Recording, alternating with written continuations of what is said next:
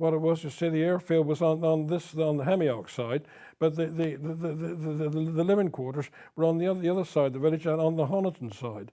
And of course, they had to travel through the village to get from the living quarters to the airfield. Well, they had a one-way sort of system. Yes, they'd go up the village and then down by the chapel and round. A one-way system all the time. Yes.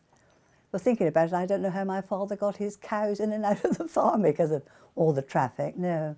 Of course, their vehicles were so much faster than what ours was. I mean, there was only about 2 cars in the village. And, I mean, they was tearing around in these Jeeps. You know, I mean, if you heard a Jeep coming, you had to get out the way. Our country lanes. Their driving was very careless. Didn't worry if they were on the road or off the side, and what speed they went round the corners. In the main village, the road was very busy. And sometimes the jeeps would come so fast down the hill they couldn't take the bend, and they would finish up in the river. There were quite a few jeeps finished up in the river. One of them went into my husband coming round Deep Cut Corner, you know, nasty it is. He was coming down with a jeep and he went straight into my husband. Who was to blame, I don't know. Who was going fastest, I don't know. They disputed it. I don't think went any further. He wasn't supposed to be on that road anyway, so. But we had a sentry post about 100 yards just down the road from us on the corner there. There was always an American sentry there.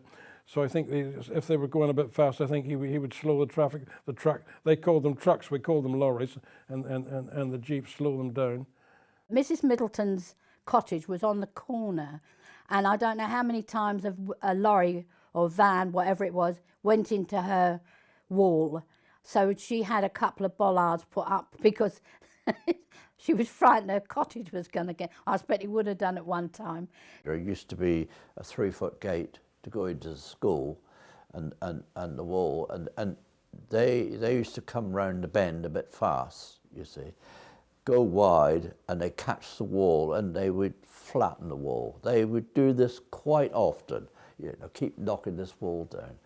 But, you know, they'd knock it down would come the CB's, Construction Battalion, you know, and they would build the wall up.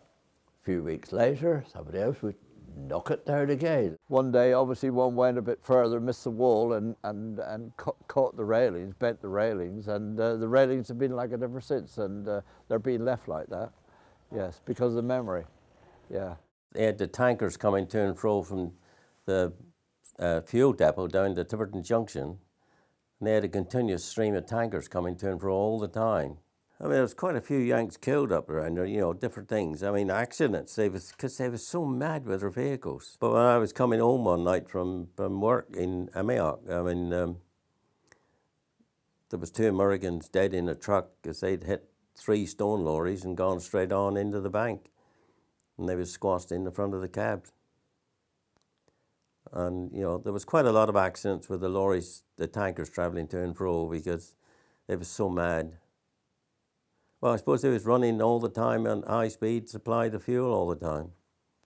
Because the Liberators was going out 24 hours all the time, like in and out all the time. I know some of the older lads older than me that had left school. They knew the back way onto the airfield, and they'd pinch a jeep or 2 and go tearing around the country with them. And that was British lads. I don't think they exactly returned the jeeps. They put them fairly near to the airfield, but not where they could be retrieved. But I don't think they worried if they had a puncture or 2. So it was a bit of life both sides.